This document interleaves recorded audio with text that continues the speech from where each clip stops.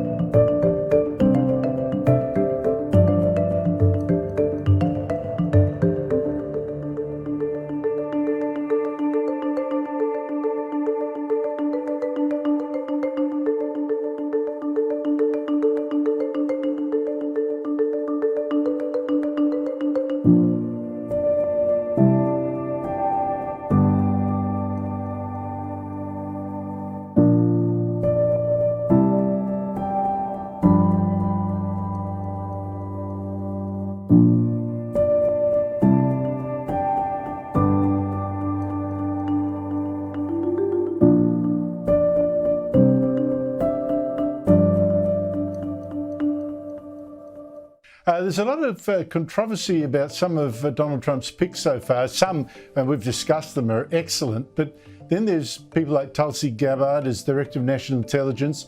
She's been extremely pro-Russia and I would say very naive at times. And then you've got Matt Gaetz as Attorney General, who's now been accused of paying women for sex, including a 17-year-old. Now, he denies it, but a lawyer for two of the women has now come forward. Here he is. Both of your clients testified that they were paid by Representative Gaetz to have sex. That's correct. The House was very clear about that and went through each. They essentially put the Venmo payments on the screen and asked about them. And my clients repeatedly testified, what was this payment for? Well, that was for sex. Sean Spicer, is the Senate really going to approve this pick, Matt Gaetz as Attorney General? Look, I think when it comes to all of the president's nominees, he's seen the movie before, if you will. This time around, he wants people who are going to fight for his agenda and to get things done, not be there for themselves. And whether you like Matt Gaetz or not, the bottom line is Matt Gaetz has been fighting for President Trump since day one. He's at almost every rally of his. He is a fierce defender of his online and on television programs. And I think the president admires the way that Matt goes out and fights for the president's agenda and his policies.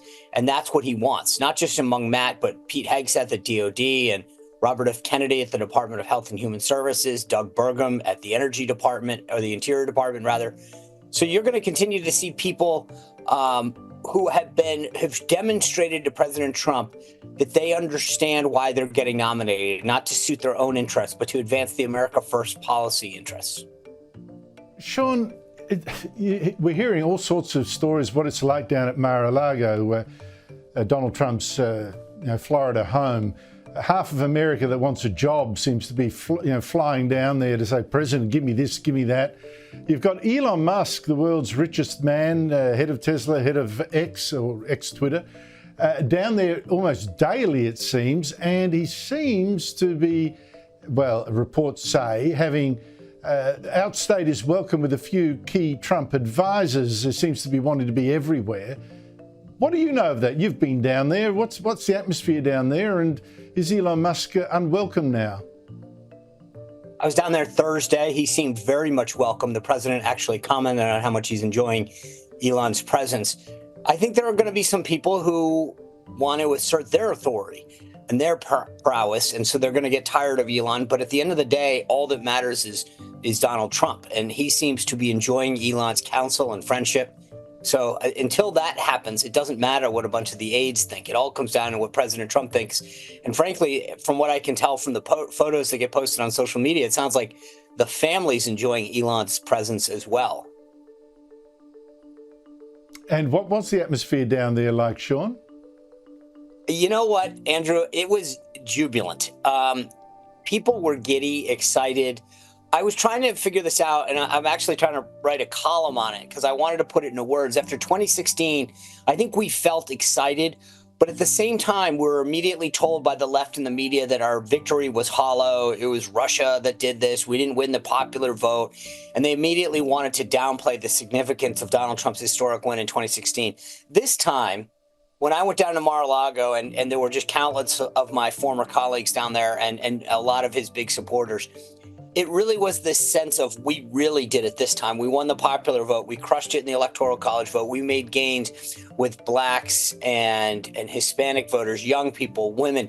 And so this idea that the victory was so undeniably real was on almost everybody's faces. I mean, you just walked through, everybody had a permagrin on their face. They were just so excited, ready to celebrate. I thought 2016 was pretty special. It would always have a special place for me. But I will tell you that I think the extent and the breadth and the depth at which Donald Trump won this election is something that everybody down there is reveling in. Sean Spicer, thank you so much indeed for your time. You bet, Andrew. Good to see you.